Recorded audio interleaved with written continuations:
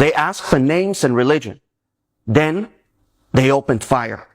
This happened in Pahalgam, a peaceful hill town in India's Jammu and Kashmir, a region in the north of India controlled fully by the Indian government. 28 innocent tourists were slaughtered by radical Islamist terrorists. Why? Because most of them were Hindu. This wasn't just another terror attack. This was religious cleansing, a deliberate attempt to wipe out Hindus from Kashmir. The terrorists, dressed in Indian army uniforms, they were calm, calculated, and deadly. They approached the tourists in what's known as India's Switzerland, a stunning mountain valley where families were vacationing.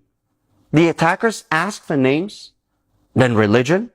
Some tourists were forced to recite Islamic verses.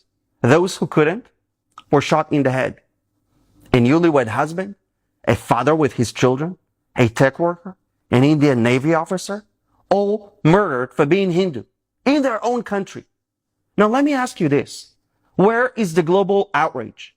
It takes the world 5 seconds to condemn Israel for defending itself against radical terror. But when Hindus are executed for their faith, suddenly everyone forgets how to speak. No protests in Pakistan, no outrage in Muslim countries. Only India lit candles.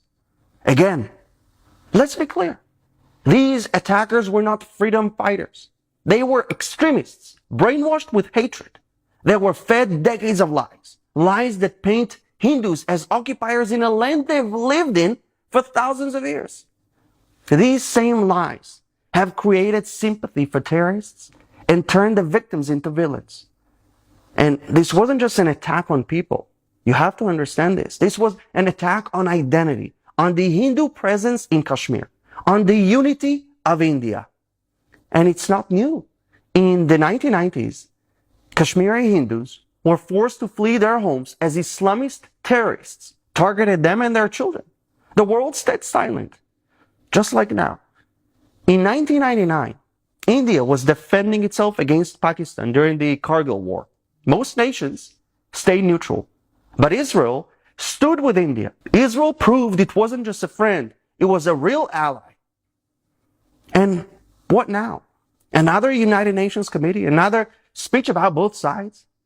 Or are we finally going to say the truth out loud? There cannot be peace with people who glorify murder.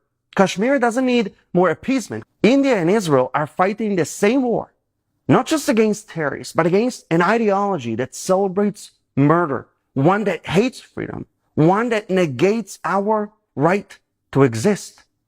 Whether it's Hamas in Gaza or Lashkar and Hezbollah in Kashmir, it's the same evil, and it must be crushed. It's time to stop pretending, it's time to stop apologizing, and it's time to start defending your temples, your families, your right to exist. Because Kashmir belongs to India. Bharat will not bend, Bharat will not forget. Share this message. Don't let their deaths be just another headline. Speak, stand, resist evil.